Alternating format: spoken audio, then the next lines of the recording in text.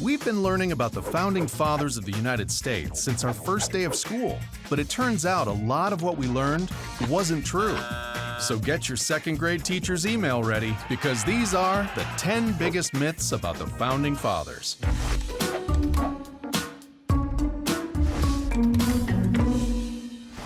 This doesn't mean you can stop brushing and flossing, but George Washington did not have wooden teeth. America's first president did have dental issues. A 2005 study on a pair of his dentures, he only had one original tooth remaining by 1789, showed that they were made from many materials: gold, ivory, lead, human, and animal teeth. Talk about the Wolf of Wall Street. They were never made of wood, nor was wood a common material used as dentures. The root of the myth likely came from his ivory teeth that stained over time, giving them the appearance of wood. Additionally, Washington was known to repair the dentures himself, appearing to be carving his own wooden teeth. It's noteworthy that this is one of the only depictions of a physical weakness of a founding father. Historians believe people clenched onto the myth because it gave humanity to an otherwise godlike figure. This myth originated from Ben mumbling and grumbling to his daughter in a letter about the national seal, the design for which was argued over for 6 years.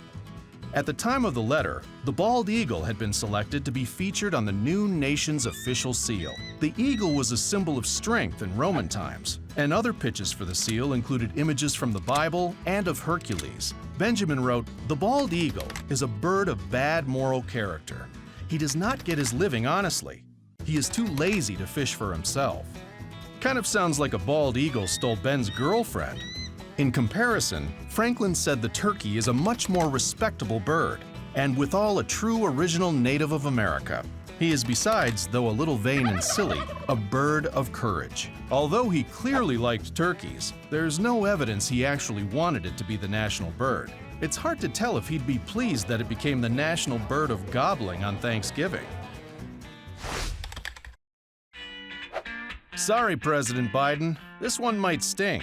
There were technically only 12 original colonies, because Delaware was legally a part of Pennsylvania until just before the Declaration of Independence was signed in 1776. Before then, the area was called the Lower Counties of the Colony of Pennsylvania. It did have its own legislature, but its governor was the same as Pennsylvania's. The president would be proud to know that, like the new guy at the office offering to pick up coffees for everyone, the state of Delaware was the first to ratify the Constitution on December 7, 1787. As stressful as it is to spark up a brand new country, the founding fathers were not midnight tokers. Hemp is indeed the marijuana plant, and Thomas Jefferson and George Washington did grow fields of it. However, back then, it was just used to make rope and canvas products for ships, cloth for fabric, and pulp for paper. It was not popular to smoke, and even if people did, the THC levels would have been too low to get high, even with ye old gravity bong.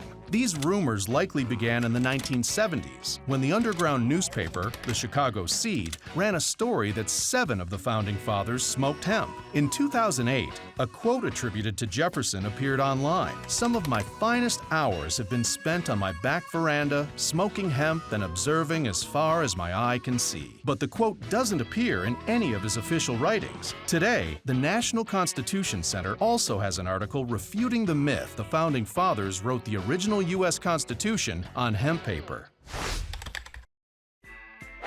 You were probably taught that if you told the truth like George Washington, you too could become the first president of the United States. Ironically, the story of young George's honesty is in fact a lie. The story goes that when George was 6, he used his new hatchet to cut down one of his father's cherry trees.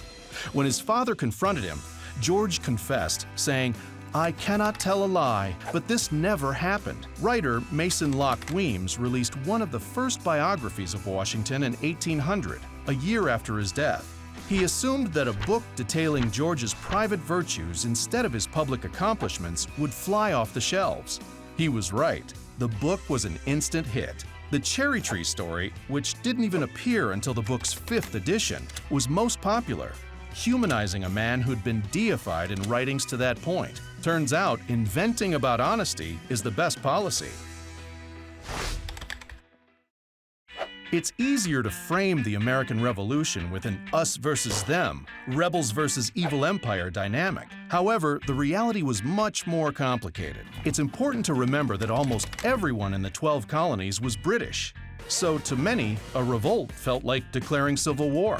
John Dickinson, one of the founding fathers, was still arguing against the independence of the colonies and hoping for a possible reconciliation with Britain as late as July 1st, 1776. The next day, the Continental Congress did vote unanimously to declare independence from England. But New York abstained from voting, unsure how their constituents, especially the prospering merchant class, wanted to vote. Historians have concluded that only 45% of adult white males supported the war effort, and 20% openly opposed the war. With this in mind, it seems unlikely that everybody Paul Revere passed on his famous ride was humming, "The British are coming." Paul Revere is famous for his midnight ride on horseback to warn the Patriot militia of the approaching British military in 1775. In 1861, Henry Wadsworth Longfellow published the poem Paul Revere's Ride, but it was more like a movie that's been based on a true story than a historical recounting. Revere didn't ride alone. At least 2 others rode separate routes, and he never made it to Concord. As the poem states, he was detained by the Royal Military in Lexington. Revere is most famous for galloping through villages, shouting, "The British are coming!" But there is no way this could have happened, because it was a covert mission. British regulars were stationed all over the Massachusetts countryside and would have quickly captured him. Secondly, most people at the time still considered themselves as British, so to shout that they were coming would have been confusing. He may as well have been shouting, "The people are coming!" Turns out, Wadsworth missed out on the chance for a sequel to his poem. In 1777, a 16-year-old girl named Sybil Luddington made a similar all-night horseback ride through Putnam County, New York, and Danbury, Connecticut to warn militias of approaching British forces.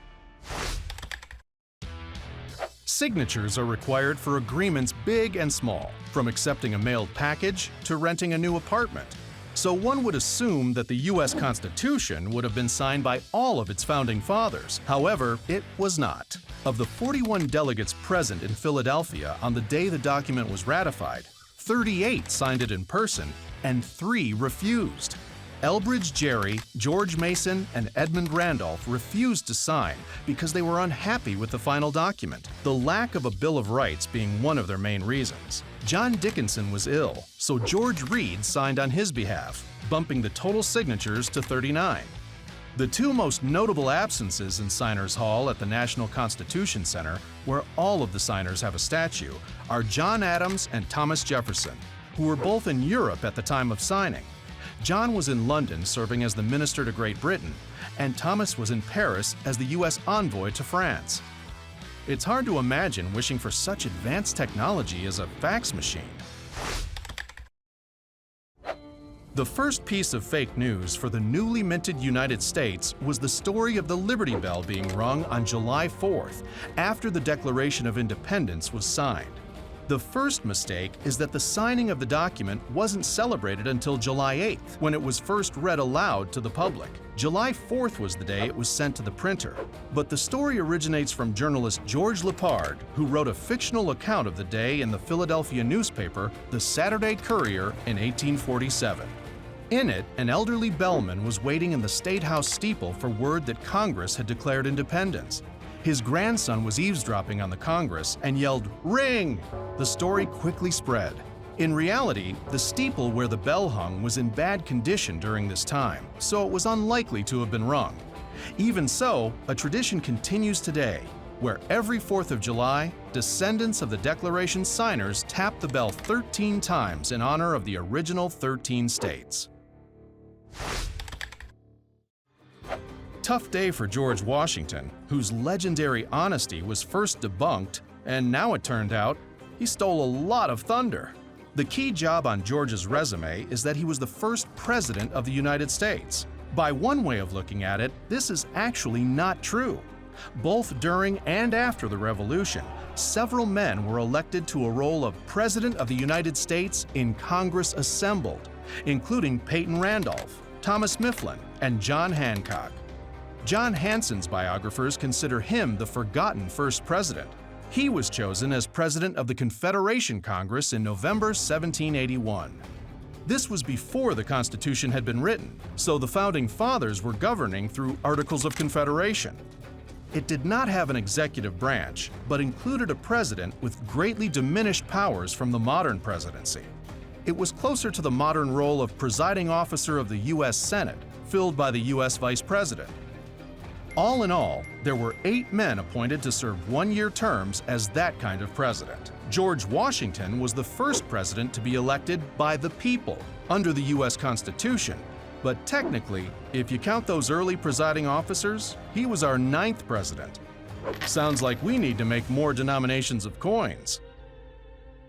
So, that's it. Some eye-opening truths about your country's dads. Will you ever look at them the same way again? Probably not, as long as their faces are on dollar bills. Did we miss any myths? Announce them in the comments below.